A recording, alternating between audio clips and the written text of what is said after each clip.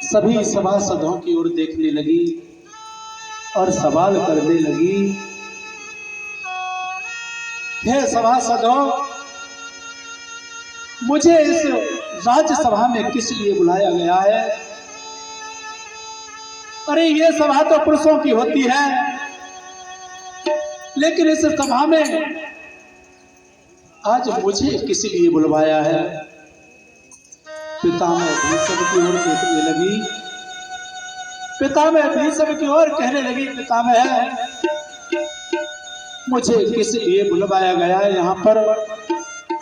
लेकिन पितामह भीष्म भी नीचे को गर्दन डाले हुए बैठे हैं, कुछ भी नहीं बोल पा रहे। द्रोणाचार्य की ओर देखा, द्रोणाचार्य भी नीचे गर्दन डाले बैठे हैं।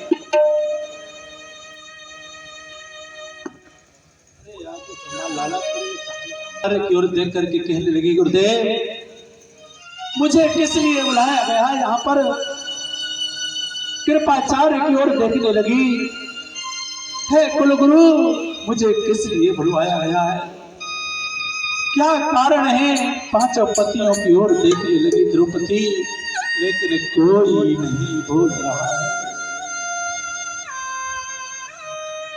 पांचों पतियों की ओर देखा द्रौपदी ने, पांचों पति नीचे को गर्दन डाले बैठे हैं।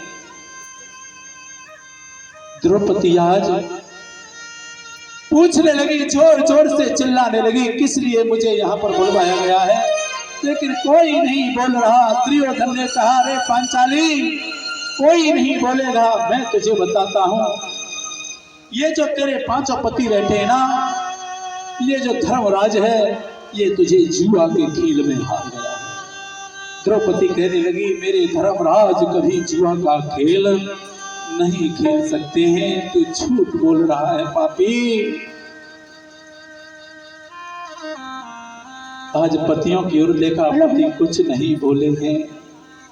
उसी क्षण द्रौपदी ने पूछा, बता मेरे पांचों पति जुआ का खेल खेले हैं तो सबसे पहले क्या हारे हैं? दुर्योधन ने कहा, सबसे पहले राजपाट को दांव पर लगाया, उसके बाद में आपको सहित चारों भाइयों को दांव पर लगा दिया है, उसके बाद में तुझको सारी सहित दांव पर लगाया है। द्रौपदी कहने लगी, रे दोस्त में हारी हुई नहीं, मैं जीती हुई हूं। जो व्यक्ति स्वयं को हार गया हो, क्या किसी वस्तु पर उसका अधिकार रहता है? अरे दोस्त, मनो इच्छा सर्वनाशे देव इच्छा वर्तते। अरे दोस्त, तू अपने मनोरथ को पूर्ण करने के लिए जो सोच रहा है, वो तेरे मनोरथ कभी पूर्ण नहीं होंगे।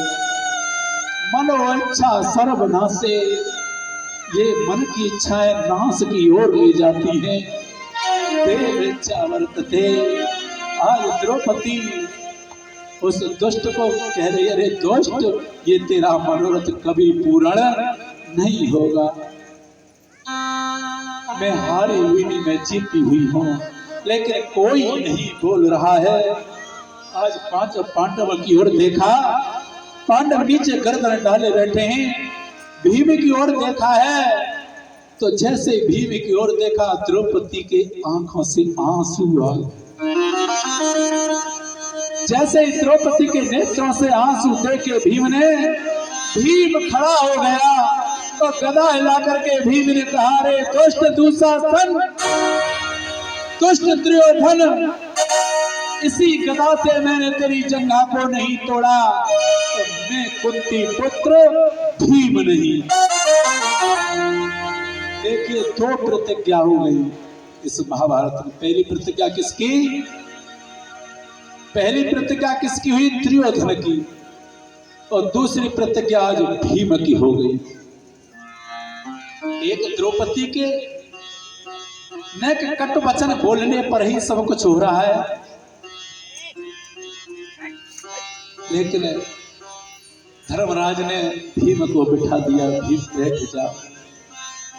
भीमसेन बैठ जाते हैं, प्रतिज्ञा कर ली, आज द्रौपदी चारों ओर देखने लगी, मेरी रक्षा करने वाला कोई नहीं, लेकिन मेरे गोविंद आज निरवकारी रूप से चारों ओर द्रौपदी के घूम रहे हैं कि मेरी बहन मुझे पुकारेगी। क्योंकि द्रौपदी भगवान कन्हैया को अपना सखा कहती थी, भाई का रिश्ता मानती थी, और भगवान भी सखी कह करके पुकारते थे द्रौपदी के लिए। अगर भगवान चारों ओर घूम रहे, द्रौपदी ने एक भी बार भगवान को नहीं पुकारा।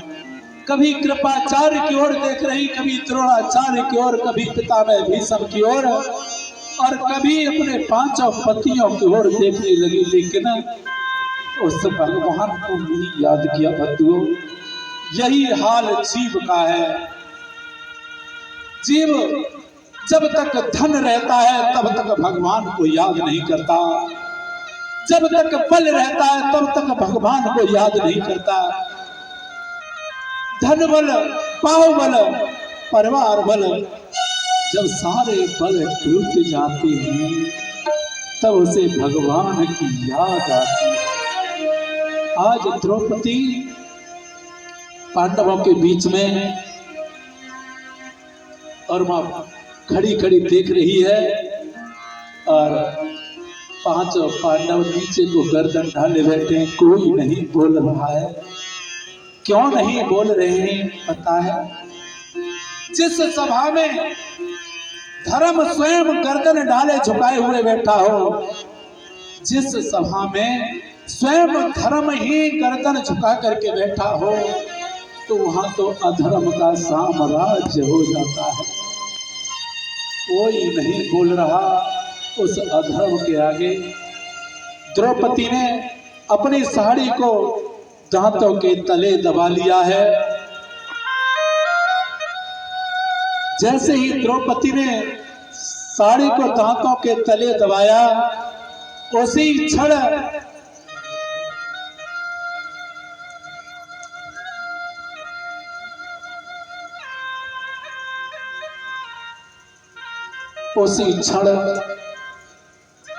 दुशासन को आदेश दिया। दुर्योधन ने दुशासन क्या देख रहा है इस पांचाली की, आज साड़ी को खींचकर और इसे निर्वस्त कर मेरी जंघा पर बिठा दे। द्रौपदी ने फिर गलती कर दी महाराज, भगवान को नहीं पुकारा और साड़ी को अपने दांतों के तले दबा लिया।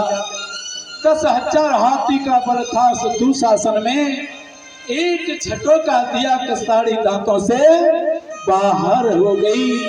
जैसे ही साड़ी दांतों से बाहर निकली, दुशासन ने खींचा, और जब जीव डूब जाता है तो ऊपर को हाथ कर देता है। आज द्रौपदी ने अपने दोनों हाथ ऊपर को कर दिए, कहने लगी, हे गोविंद, हे द्वारकावासन, हे कृष्ण गोपी जन प्रिय, हे द्वारकाधीश, हे गोपी जन प्रिय, क्या तुमको नहीं दिखाई दे रहा है? ये तुम्हारी सखी आज कौरव रूपी इस समुद्र में डूबती जा रही है। क्या इस बहन की तुमको आज लाज नहीं दिखाई दे रही है?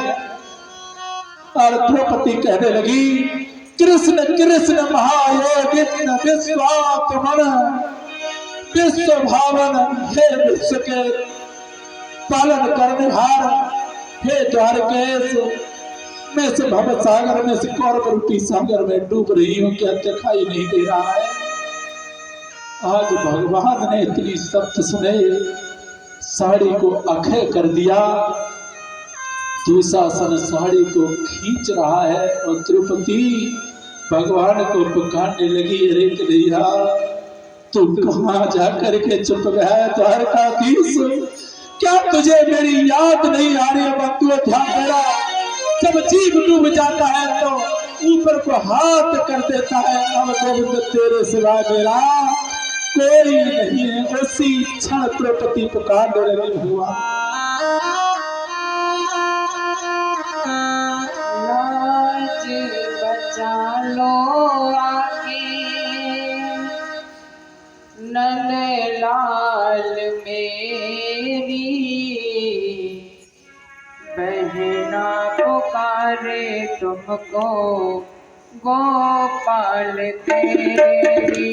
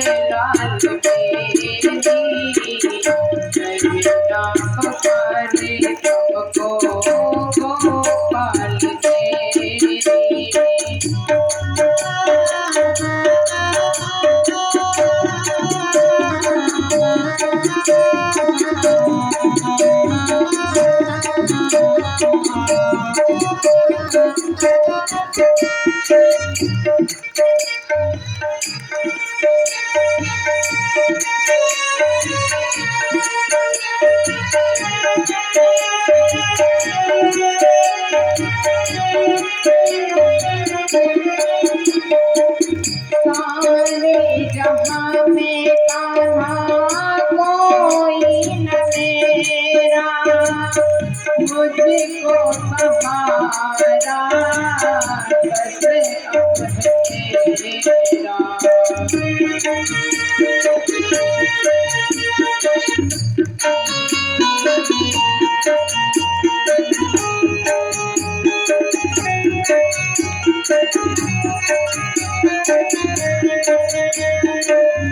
सारे जहां में कान्हा कोई न मेरा, मुझको सहारा बस अब तेरा। आज सभी ने किया नजर तेरी, आज सभी ने किया नजर तेरी। मेरा पुकारे तुझको गोपाल तेरी।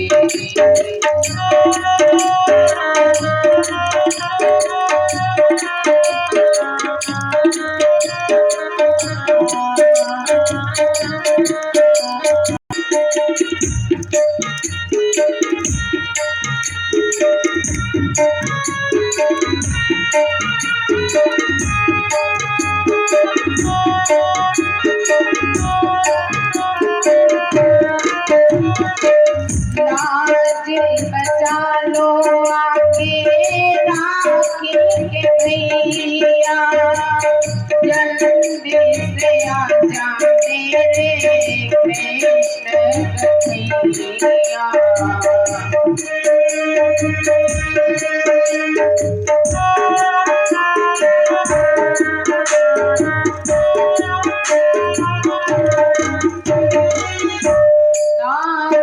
बचा लो आके राखी के भैया, जल्दी से आजा मेरे कृष्ण कन्हैया। चिंता न मिलोगी करती जुबेरी, चिंता न मिलोगी मेरा पुकारे तुमको गोपाल तेरी। ओ नैना पुकारे तुझको गोपाल तेरी, नैना पुकारे तुझको गोपाल तेरी।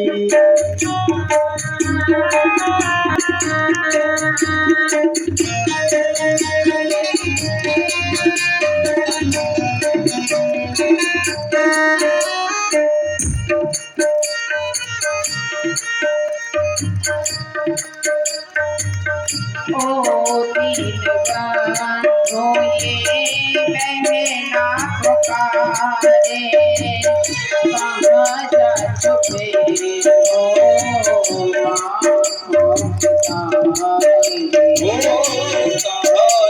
छुपे हो आँखों के तारे। ओ दीनगार रोए बहना पुकारे, छुपे हो आँखों के तारे ओ कहाँ जा छुपे हो आँखों के तारे सभा में सखी जब सभा में सखी लुटती है तेरी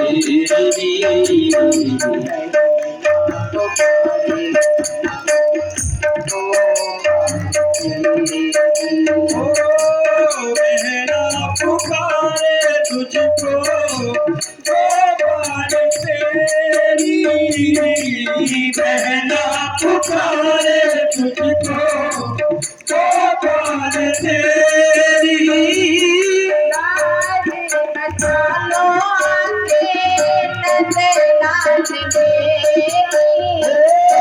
लाज बचा लो लाज मेरी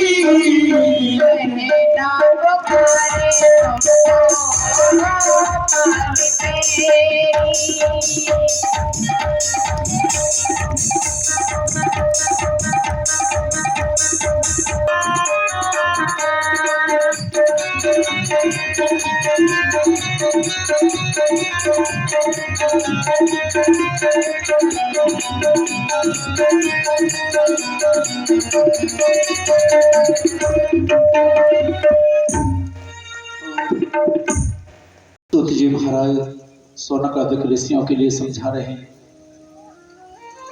जैसे ही देखिए बंधु ध्यान रखना, यही हाल हमारा है। जब जीव डूबता है ना, तुमने देखा होगा जीव को डूबते हुए, जब जल में जीव डूबता है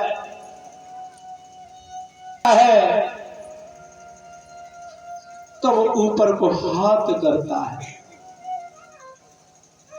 और इस भवसागर में जब जीव डूब जाता है, जब चारों तरफ से हार जाता है, देखिए धन बल नष्ट हो जाता है, बाहुबल नष्ट हो जाता है, और परिवार बल जब नष्ट हो जाता है, सभी साथ छोड़ जाते हैं। तो जीव जब टूटता है तब भगवान को याद करता है। द्रौपदी कहने लगी, अरे द्वारकाधीश तुम कहाँ पर चले गए हो? क्या तुमको दिखाई नहीं दे रहा है कि तुम्हारी सखी इस कौरव रूपी सागर में डूबती जा रही है? क्या तुमको नहीं दिखाई दे रहा है? उसी क्षण भगवान ने आज साड़ी को अक्षय कर दिया। देखिए बंधुओं,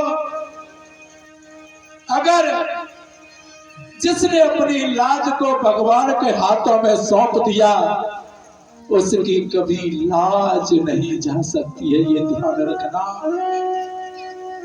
आज दुशासन द्रौपदी को साड़ी को खींचता जा रहा है, साड़ी के ढेर लग गए, सारी सभा खड़ी हुई है, सारी सभा देख रही है द्रौपदी के, और सभी सभासद देख रहे हैं कि नारी बीच सारी है या सारी बीच नारी है। साड़ी के ढेर लग गए महाराज, लेकिन भगवान जब तक वहां प्रकट नहीं हुए हैं, जब तक साड़ी की एक द्रौपदी की एक साड़ी नहीं रह जाती है। आज बहुत सारी साड़ियां खींच रहा है दुशासन, लेकिन भगवान देख रहे हैं। खींचते खींचते दुशासन की एक भुजा ने काम करना ही बंद कर दिया। अंत में दुशासन मूर्छित होकर के गिर पड़ा, और एक ही साड़ी रह गई थी द्रौपदी के अंग पर। उसी क्षण भगवान प्रकट हो गए। बोले गोविंद भगवान की जय। आज द्रौपदी आज ऊपर को हाथ किए खड़ी। भगवान ने कहा, सखी अरे मैं आ गया हूँ, आंखें खोलो। लेकिन द्रौपदी तो परम तत्व में प्रवेश कर चुकी है। ये 5 तत्व से ये प्रकृति के तत्वों से हट करके वो परम तत्व में प्रवेश कर चुकी है। द्रौपदी तो उस कन्हैया का ध्यान कर रही है। भगवान ने देखा ये द्रौपदी मेरी ओर क्यों नहीं देख रही है। भगवान ने देखा वो ये तो मेरा ध्यान कर रही है। भगवान ने अपने उस तेज को खींचा है, ऐश्वर्य शक्ति को खींचा और द्रौपदी का ध्यान टूटा। जैसे ही ध्यान छूटा वहां से द्रौपदी ने देखा सामने द्वारकाधीश खड़े। द्रौपदी कहने लगी भैया द्वारकाधीश तुम आ गए। कहाँ बहन मैं कहाँ गया था, मैं तो यही था।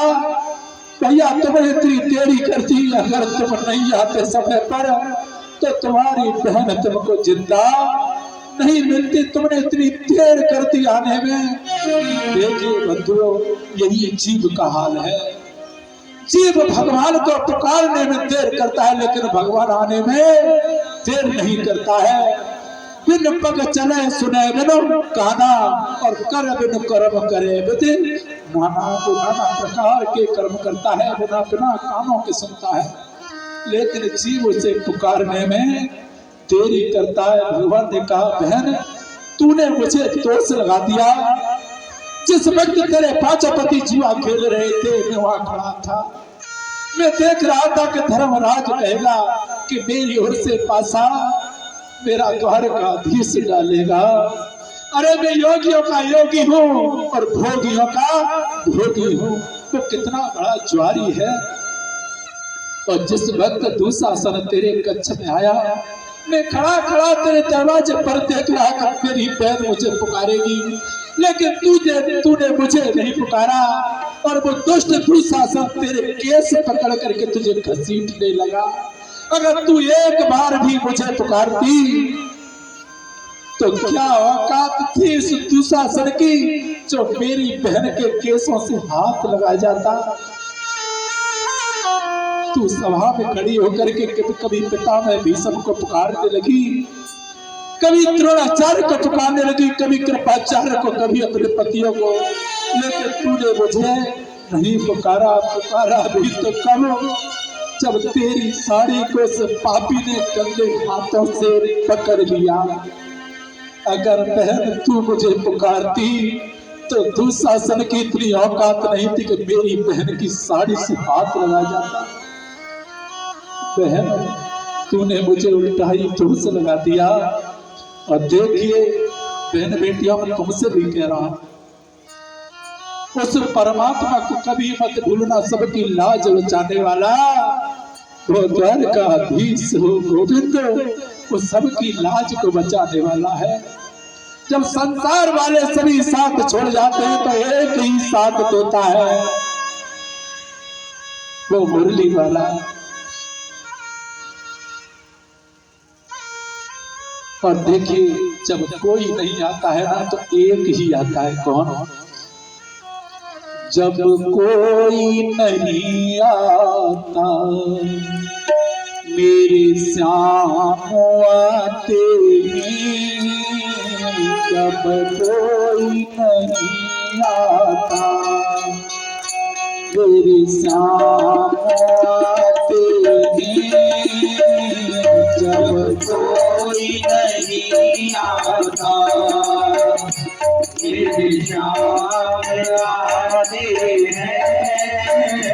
मेरे दुख के समय में वो, मेरे दुख के समय में वो बड़े काम आते हैं।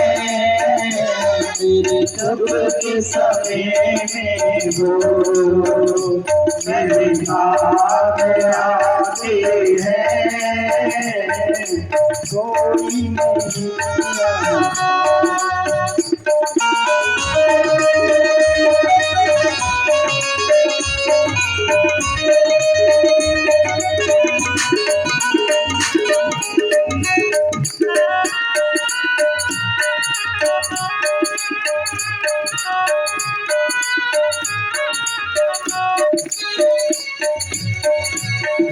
देखिए बच्चों जब कोई नहीं आता है तो एक ही आता है।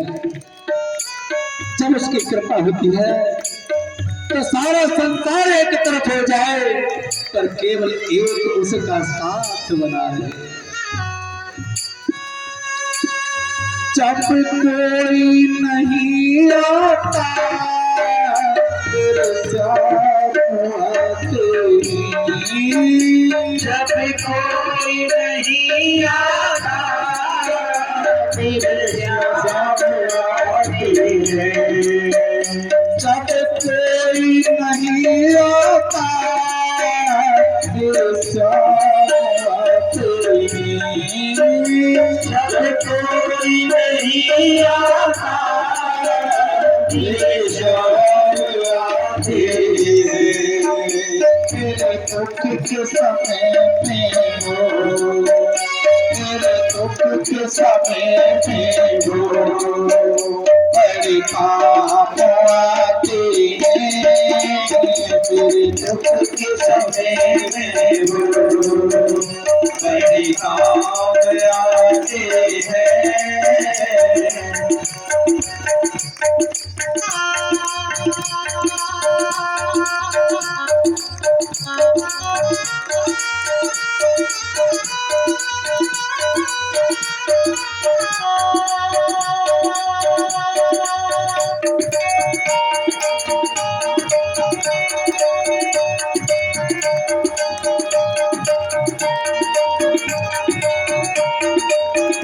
चलती है पतवार नहीं चुकती, मेरी नैया चलती है पतवार नहीं रुकती। मेरी नैया चलती है पतवार नहीं चुकती, मेरी नैया चलती है पतवार नहीं रुकती।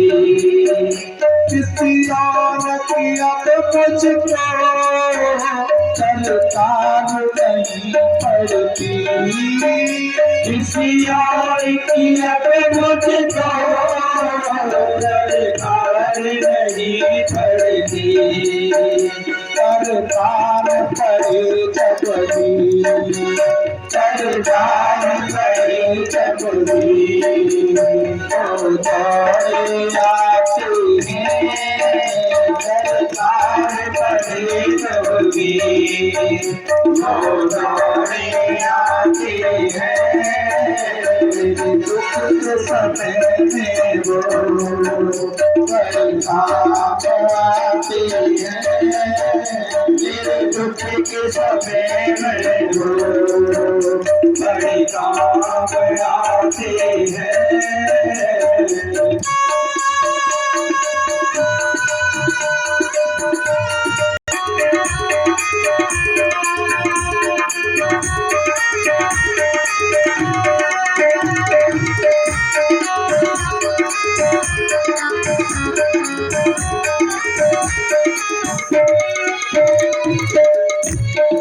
और वो कैसा है पता है? अगर उनसे कोई प्रेम से बोले ना और तोतली भाषा में बोले, जैसे छोटा बच्चा होता है ना अपने माता पिता से तोतली भाषा में जब बोलता है तो कितना प्रिय लगता है वो। कोई बात करे उनसे वो उनका हो जाए, कोई बात करे उनसे उनका हो जाए।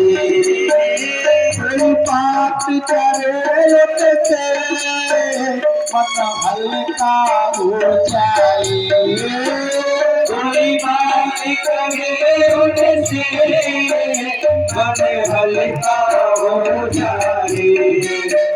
जो पेट करे उनसे तो अपने का हो जाए, जो पेट करे उनसे वो उनका हो जाए।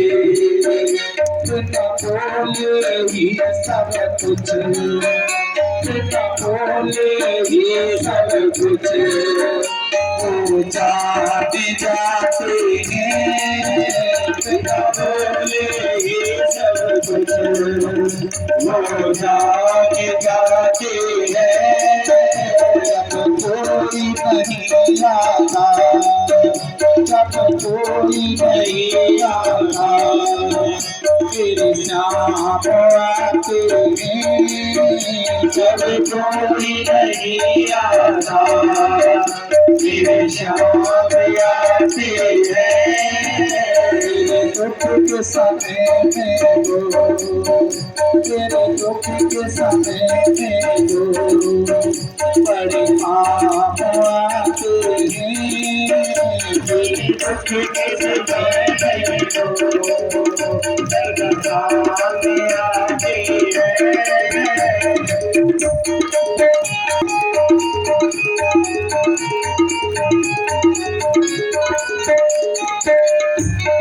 बोलिए गोविंद भगवान